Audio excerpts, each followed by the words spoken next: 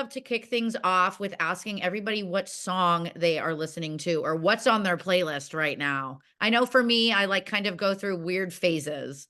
Mm-hmm. Right now, I've been listening to a lot of Toby Keith on repeat, just because, he just passed last week, and I've been so sad, but he has so many great songs. So I've been like the Toby Keith Apple Music Essentials has been just on shuffle. I know. For me, I feel like I'm like, you know what I mean, a little girl again, because I that know. some of the first, I was going through my CDs that I have, and like I still have some of those. And I was like, oh my God, like he Like really was the guy. the soundtrack to my childhood was Toby Yeah. Keith. How Do You Like Me Now? I remember seeing that Yeah. video on CMT, and I'm like, these songs were so good. And so I've just been binge listening to Toby Keith the Oh past my like gosh. I know. And all like the deep cuts, and like he had some sad stuff. I was like, oh wow. sad stuff. I know. And then that song, Don't Let the Old Man In, he wrote in like 2018.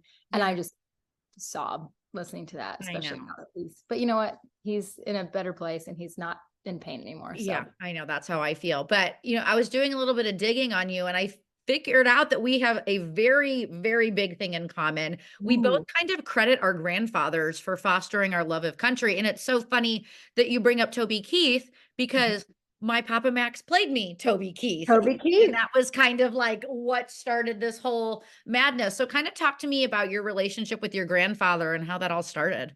So my dad was an only child, and I'm an only child. So we were very close growing up, and I'd go over to their house, every weekend, and he'd just have country music on the radio. And I'm from Massachusetts, and I didn't really realize that it was a geographical thing when I was so young. And I was like, oh, I just love the storytelling. And it was, George Strait, George Jones, all the old school classic country artists that I just fell in love with. And he was stationed in Georgia during World War II. So that's kind of where he fell in love with country music and brought that love back home. So I owe it all to him, even like the old school Shania Twain stuff he'd have playing in his Jeep. We'd drive to the beach on the weekends, and I'm like, this is just so good. I love it. I love that you bring up old school Shania. Up came on in the grocery store, and I was with my mom. She's like, this sounds like your bedroom when you were little. Yes, like that The Woman in Me album, when she, like, you know what I'm saying? That old school Shania Twain. I was like, this is it. I love it. So chat with me about how that kind of love, and I love that you bring up that you didn't realize it was a geographical thing, because I think you're so right. When we're little, you're just like, I like this. But when did you start to realize that, this love turned into something that you like kind of wanted to do for the rest of your life? So I was very fortunate to have very supportive parents, and I was like, I want to be a singer. And they're like, okay, like if you want to pursue this, we'll get you in voice lessons type of thing. And I sang in church choir growing up. And when I was probably about 7 or 8, they're like, okay, she can kind of sing. Like, she's not just like, oh, I want to be a singer. She's like, she kind of has a talent. And, I just started, I think I played my first festival, like fair, when I was like 14 years old. So I just kind of dove right into the live performing aspect of it and just really pursued it from a really young age, and then moved to Nashville when I was about 19. Oh, wow. So talk to me about songwriting. I think one of my favorite things, like when I talk to people just kind of about like how the wheel started turning for them, I love to dig into the songwriting aspect, because I feel like there's often like a catalyst that you're like, I'm going to write a song now because I'm so angry. Did you have a moment like that? Not a yes and no. I Okay. started writing when I was 16, but I think I used it as more of like an outlet to talk about like my feelings, or, something my friends were going through. And I just feel like the best stories come from real life situations. And I think that's kind of, I wrote a song called Strong about my mom's journey with cancer.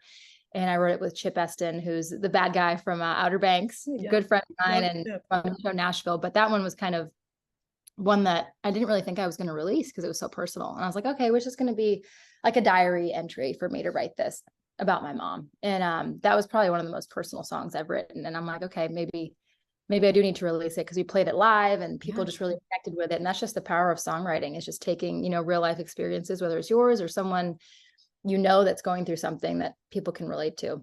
I love that. I love that you were able to share that. And I think that country music is the perfect platform to share that type of song.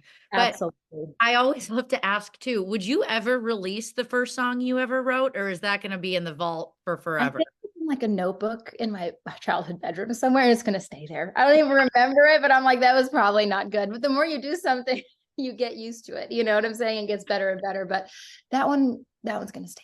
We're gonna stay. So, Yeah. you moved to Nashville at such a young age, and I feel like it's probably very eye-opening, you know what I mean? I've talked with tons of people, and the common thread was like, "I was the best in my town," and then I moved to Nashville, and I was like, "Oh, rude It's like awakening." So, with what were some everybody. right? What were some of those early surprises for you that, you didn't expect when you moved to How Nashville? many people are pursuing the same dream? Like you think, okay, like I'm gonna move there, and it's just it's inspiring to see because there's so much talent in this town, and you're like, oh wow, there's more than just 5 people trying to make it. There's more. There's like thousands of people that move here probably daily trying to achieve the same things. So it's a very challenging thing, especially at 19. At that point, I thought I was so old. You know what I mean? I was like, oh, I'm 19. I'm so old. And now looking back, I'm like, man, I was like really young, just freshly turned 19, like Yeah. moving to the city by myself. And I didn't, live in the dorms. I lived by myself in an apartment. Yeah. So it's just, it was my formative years, but I loved it. And being embraced in the community and just getting involved it was awesome. I love it, and I love that you bring up community because I really think that is that piece of the puzzle that people have to figure out before they're successful or, or feel Yeah. like they're creating their best work, and I love, especially now, I talked about this for forever, is this pendulum swing of when we grew up, it was all women, and now here we go again, like, it's starting to Yes. swing. So talk to me about the community of women in Nashville and how you just kinda love being a part of it. Yes. No, the women, they're so supportive. And I think, when I first moved here, I remember meeting with agents and everybody, they're like, oh, it's just not a good time for women in country music. And I'm like, oh, it hurts to hear. Cause I'm like, I'm ready to like pursue this. But you find your people. And I think, like you said, the pendulum is swinging, especially with Lainey, Kelsey, Carly. I think there's so many amazing females that are kind of trailblazing Yeah. a way for more females to kind of break in the genre. So it's just very exciting. Sorry, my cat is Oh making an my appearance. gosh, no, I love a good cat moment. Hi, Mr. Cat. Um, but yeah, the women in country, they're very supportive, it's inspiring to see so many women lifting other women up. It's just great to be a part of that community. I love it, but I wanna talk to you about your song, "I Hate Chevys." I love it, and, like, the first time I listened to it, the first thing that popped into my mind was George Strait. Like, I feel like Ooh, that's the this biggest was compliment because I love you're him. welcome. I know, I love George Strait. I have a George Strait tattoo, Me- like, Oh, yes, we would be I quick friends. yeah, there it is. I love it. Yeah, that's amazing. But I got this very, like, I mean, I hate to say traditional country or what is country or You what is can. not I love country. traditional country. So Yeah, me too. I it's got this infused. very, like, true blue country vibe. So chat with me about, what I mean, creating that song and what kind of vibe you wanted for that song. So my producer Daniel and I sat down and we released a few other things last year. And I'm like, I still want to keep that 90s, if 90s country, because that's like my heart and soul is 90s country. And I'm like, I want to stay true to who I am and not try to make it like pop country to fit a certain box, And I'm like, you know what? I want fiddle in there. I want keys. I want it to sound like Phil Vassar and Rascal Flatts Yes. did Bring this. back keys. I want, like, some Restless Heart, like, saxophone solos. Yeah. Exactly. Like, let's make this like a 90s traditional vibe. And that's kind of just who I am anyway. So we just kind of got a fiddle in there, got some keys, and just made it, you know, 90s traditional. I love it. And I always is this inspired by anybody new or, like, anybody that's been in your No. past or a story you heard? Because I think it's so clever. Uh, Oh, thank you. Not specifically, no, but I do think, my girlfriends and, you can always relate to seeing like your ex's car and you're like, oh, is that him? You know what I'm saying? Like, I hate seeing that car. So I'm like, this song, I don't hate Chevys, but it's just that thought of, it's the little things that remind you of somebody. And I'm like, you know what? We've all been there where we're just like, oh, dang, I hope I don't run into him on the road at a red light. Like, that would just not be ideal. oh my gosh, right. Oh my god, story of my life. But I feel like country music has exploded in the past couple years. I mean, I can kind of Yeah. thank the pandemic for that and people turning to Yes. social media and like Yeah. finding talents. But I feel like with such a just just so much country music now, it's hard to find inspiration and feel original. What do you do to kind of keep that inspiration fresh so you feel like, your music is new and Yeah. unique? That's a good question. I have a running notes on my phone, whether it's something I'm feeling, a friend's feeling. Like I said, I could be on the phone with a girlfriend and she's telling me about something, and I'm like, oh, You're that's like, hold good. on. I need to write that down. Can you say So that again? Yeah. keeping your mind open to everyday scenarios. Like Yeah. I had a song called Countryside that I released last year, and it talks about how no matter where you're from, you can love country music. And it's just, we all have a countryside, no matter, and it intertwines like I think 16 or 17 country titles in that song. And I wrote that with my friend Tina Parole, who's from Buffalo, and my friend Simon, who's from Gibraltar. So three people that are not from the South that love country music. So that's a question I get all the time. It's like, oh, you're not from the South. Like, how do you like country music? Like, how did that happen? And so that song was kind of the answer to it. So it's just kind of being open to any kind of real life scenario that you just resonate with. No, I love it. So I always love asking this question too, because I feel like I am such a manifester. And Oh, I so I love want to that. be able to manifest something for you too, is like, if you could collaborate with anybody, who do you want? Like, I know I would definitely like want to hang out with Vince Gill. Like that's who I Yes. want to hang out with.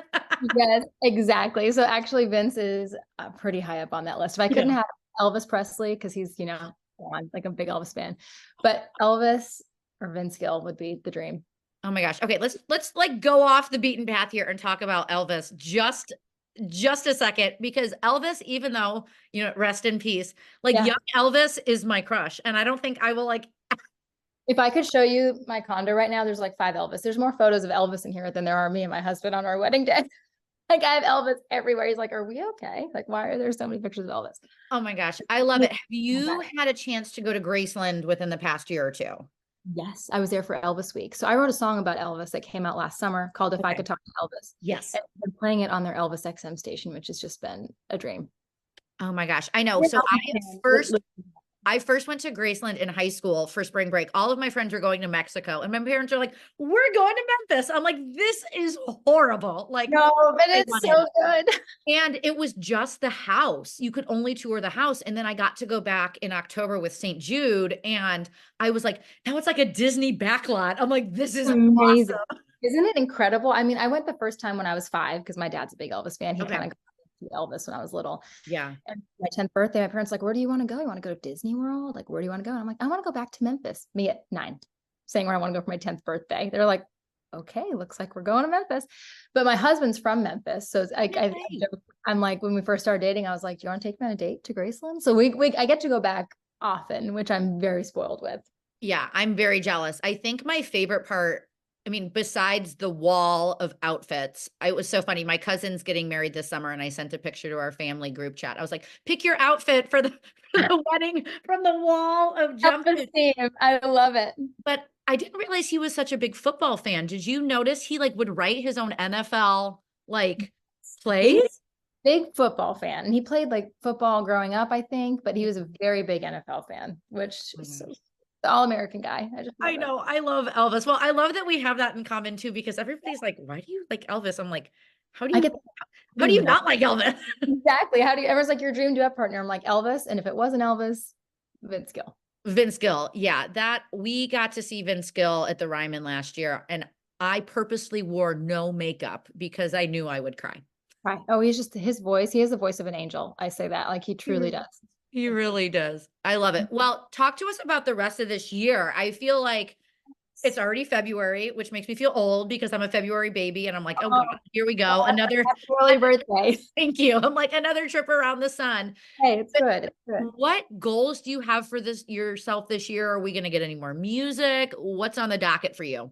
I'm back in the studio in a couple weeks and recording more stuff. So my goal is to release as much music as I can this year, because I have so many songs that I've written. They're just kind of collecting dust in my voice memos. I'm like, I need to get these out there. So I think a big goal will be releasing more and more music as the year goes on. You're listening to